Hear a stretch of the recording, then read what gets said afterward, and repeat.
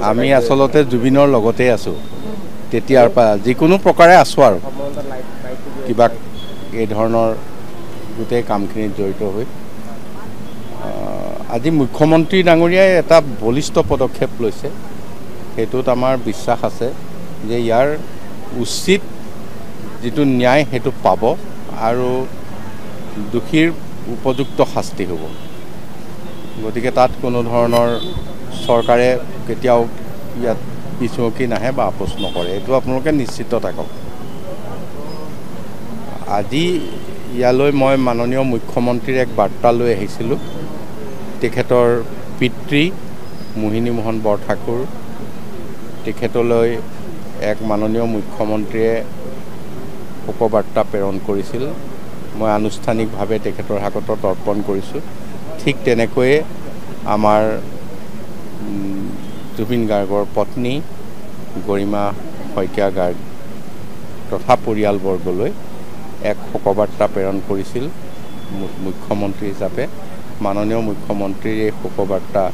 আনুষ্ঠানিকভাৱে দুয়োগৰাকীক আজি পৰিয়ালৰ দুয়োগৰাকীক আমি অৰ্পণ কৰিলোঁ আৰু সমবেদনা জ্ঞাপন কৰিলোঁ আমি আসলতে জুবিনৰ লগতে আছোঁ তেতিয়াৰ পৰা যিকোনো প্ৰকাৰে আছোঁ আৰু কিবা এই ধৰণৰ গোটেই কামখিনিত জড়িত হৈ আজি মুখ্যমন্ত্ৰী ডাঙৰীয়াই এটা বলিষ্ঠ পদক্ষেপ লৈছে সেইটোত আমাৰ বিশ্বাস আছে যে ইয়াৰ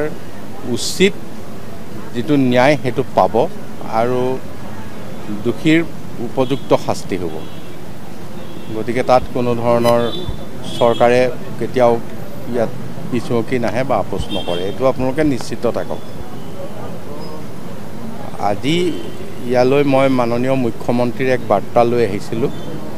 তেখেতৰ পিতৃ মোহিনী মোহন বৰঠাকুৰ তেখেতলৈ এক মাননীয় মুখ্যমন্ত্ৰীয়ে শোকবাৰ্তা প্ৰেৰণ কৰিছিল